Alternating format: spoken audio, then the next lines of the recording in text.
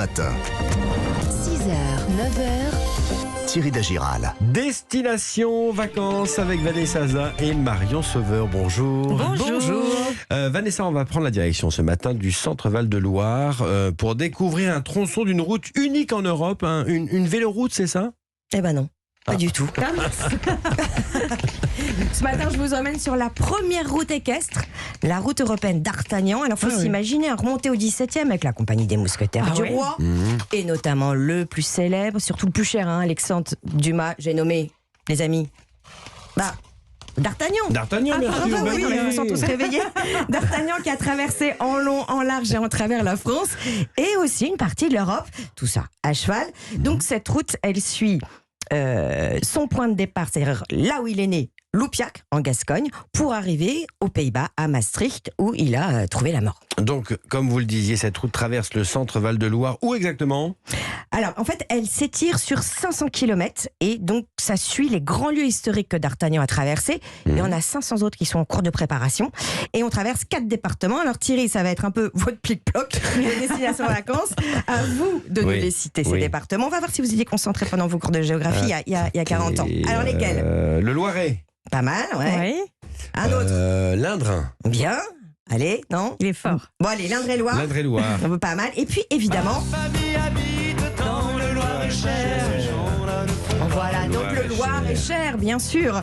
Et on va y rester, justement, parce que qui dit Loir-et-Cher dit Chambord, incontournable de la route équestre d'Artagnan. Et Zigna donc Guitin, qui est chargé de mission au comité régional d'équitation Centre-Val de Loire, nous explique pourquoi.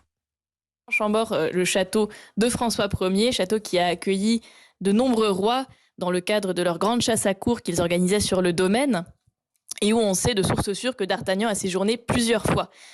Tous les chemins mènent à Chambord. Ce n'est pas à Rome, mais bien à Chambord. Voilà, on peut atteindre Chambord en venant du Loir-et-Cher, en venant de l'Indre, en venant du Cher ou en venant de l'Indre-et-Loire, directement à cheval. Bien sûr, d'accord. Vous avez d'autres étapes incontournables sur la route? Alors ça, c'est un peu compliqué. Tous les 10 km, il y a quelque chose à voir dans cette région. Mais j'ai quand même demandé à Zigna de nous faire un petit échantillon des pépites du patrimoine naturel et bâti qu'on peut découvrir en descendant justement de Chambord, mais vers le sud. On traverse l'entièreté de la Sologne. Donc là, on est sur des chemins forestiers entre forêts, étangs, avec une faune et une flore absolument incroyables. En descendant encore vers le sud, là, vous arrivez dans l'Indre, où vous allez pouvoir passer à côté du château de Valençay, qui a hébergé les œuvres du Louvre pendant la Deuxième Guerre mondiale et qui est une petite pépite architecturale absolument magnifique. Puis on descend dans le parc naturel régional de la Brenne, où là, vous avez à nouveau de nombreux étangs à aller voir, une très belle diversité ornithologique. On apprend plein de choses avec Zigna, dites donc. Quelques adresses alors? Allez, à Chambord, le mythique relais de Chambord, mais il propose aussi des tout cabanés sur le canal du Cosson, donc ça c'est beaucoup plus accessible. Et sinon, dans la Brenne, le sanglier hirsute. Ça vous irait bien, Thierry? Et c'est à Mézières-en-Brenne. Et Marion, ça va vous plaire parce qu'il propose des ateliers de cuisine. Voilà. Je vote pour. De la cuisine On a de quoi occuper éco-responsable. Marion pour cet été, dites donc. Merci, c'est gentil. Monsieur l'abbé, que ça à faire. Marion, un produit estival avec vous, direction le bord de mer. Oui, je vous emmène à la pêche aux moules, qu'en dites-vous? On adore. Pêche au moule. Forcément, c'est jeune, ça. Alors, la moule, ce mollusque à chair jaune orangé, au bon goût iodé et sucré, et qui accompagne à merveille les frites. On est au début de la saison. C'est bien. Elle s'étend globalement bien, ça, de l'été. juin à janvier. Mais oui, c'est délicieux les moules l'été, que dites-vous? Non, mais les moules Quand c'est frites. la- Même si les moules frites. Quand Bien c'est la sûr. canicule, c'est sur bien. un petit Mais port comme ça, attendez. les pieds dans l'eau, moi j'adore. Justement, avec la brise. En Méditerranée, on trouvera des moules cultivées exclusivement sur corde. Elles sont suspendues sous l'eau en permanence, dans les lagunes ou en pleine mer.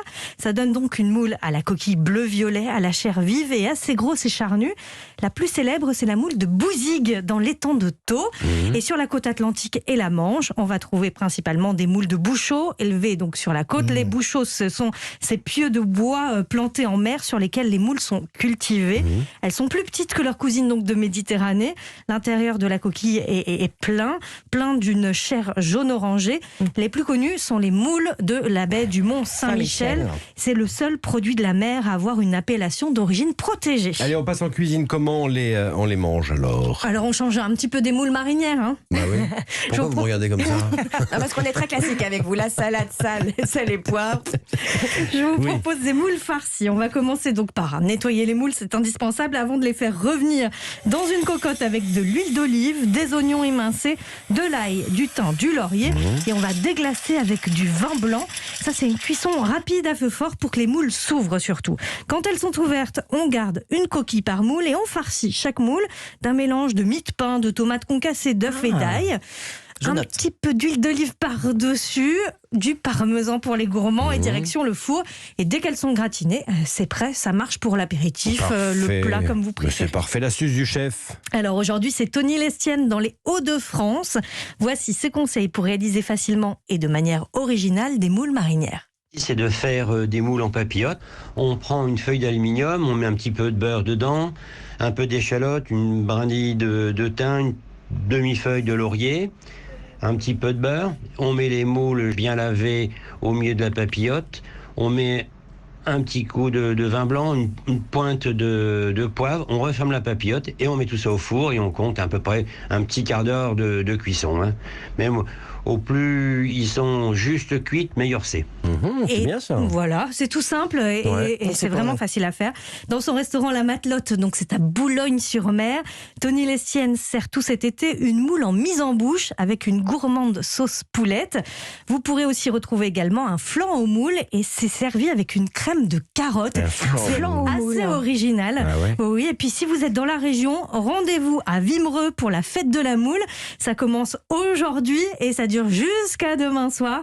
Vous pourrez notamment déguster les traditionnelles moules frites. Alors, une deuxième adresse pour manger des moules cet été. Eh ben, on part aller en Loire-Atlantique, à Pornic. Ouais. Le chef du restaurant 21, membre des jeunes restaurateurs, Sylvain Belloin, propose cet été une soupe de moules crémée au safran. Les moules et le safran, ça marche très très bien. Elle est servie froide, vous qui avez un peu chaud, Thierry, en ce moment, avec un petit condiment tomaté et un toast bien grillé. Et voilà. Il est facétieux ce Jean Lénaf, notre réalisateur. Merci Marion, la recette bien sûr, toutes les références de Destination Vacances sont à retrouver sur europe1.fr et on se donne nous rendez-vous à 9h moins le quart tout à l'heure.